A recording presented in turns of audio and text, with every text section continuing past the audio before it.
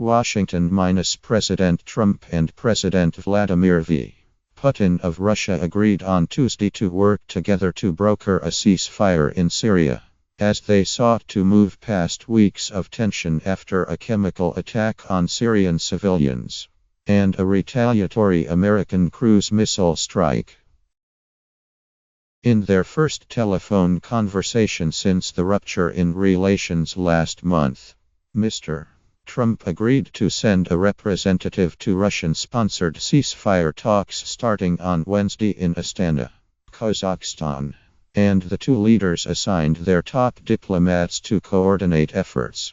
They also discussed meeting in Germany in July.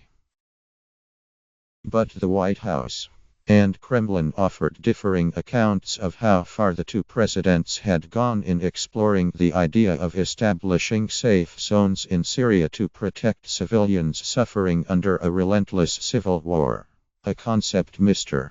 Trump has advocated since last Syria campaign but has so far made no effort to follow through on. The White House statement said the talk had included the discussion of safe or de-escalation zones to achieve lasting peace for humanitarian and many other reasons.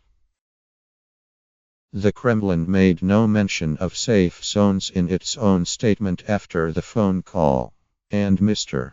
Putin's spokesman played down the idea. The subject was mentioned but was not discussed in detail, he told the state-run TASS news agency. Still, both sides offered positive assessments of the conversation, with the White House characterizing it as a very good one, and the Kremlin calling it businesslike and constructive.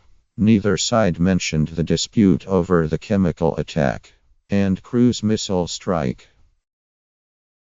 President Trump and President Putin agreed that the suffering in Syria has gone on for far too long, and that all parties must do all they can to end the violence, the White House statement said. While Mr. Trump came into office praising Mr. Putin and vowing to improve Russian-American relations, the two countries found themselves at odds last month after the chemical attack killed more than 80 civilians, and American forces responded with a missile strike on the Syrian air base reportedly used to launch the nerve agent assault. The Trump administration accused Russia of complicity or incompetence, since it had troops stationed at the same Syrian base. The Kremlin denied the government of President Bashar al-Assad of Syria was responsible for the chemical attack, and accused the United States of violating international law. In the wake of the rift, Mr. Trump said relations between the United States and Russia may be at an all-time low, but even as senior members of his team excoriated Moscow, its conduct, the president tempered his language, evidently still hoping to find a way to build a friendship between the former Cold War adversaries. Mr. Trump made sure not to criticize Mr. Putin personally and later expressed optimism that they would get past the dispute. Things will work out fine between the US and Russia, Mr. Trump wrote on Twitter on April 13. At the right time everyone will come to their senses and there will be lasting peace. Mr. Trump's effort to ease tensions coincided with a visit to Russia by Chancellor Angela Merkel of Germany, who met with Mr. Putin in the southern resort city of Sochi. But the issues dividing Russia and the West remain unresolved, and the two sides appear no closer to agreement over the Syrian civil war, the Russian intervention in Ukraine or other disputes. Further complicating the relationship are the continuing investigations into Russian meddling in last Syria American presidential election, which United States intelligence agencies say Mr. Putin ordered to help tilt the vote to Mr. Trump. European leaders have pointed to signs of Russian interference in their own elections lately. At a news conference with Ms. Merkel on Tuesday, Mr. Putin dismissed allegations Russia was seeking to influence the political landscape in the West by supporting far-right parties and undercutting mainstream factions. We never interfere in the political life and the political processes of other countries. And we don't want anybody interfering in our political life and foreign policy processes, Mr. Putin said. Mr. Putin has stuck by Mr. Assad even as much of the rest of the world has called him to step down after 6 years of a grinding civil war. Has left more than 400,000 dead.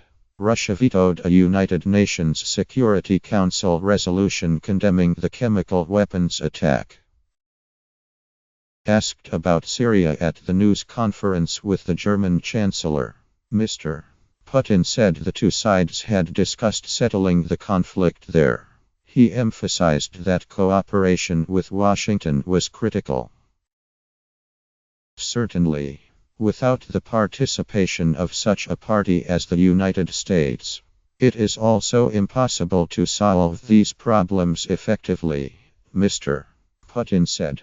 So we are and will continue to be in contact with our American partners, and I hope that we will attain understanding there regarding joint steps in this very important and sensitive area of international relations today. When he was asked whether he had the influence to sway Mr. Assad, Mr.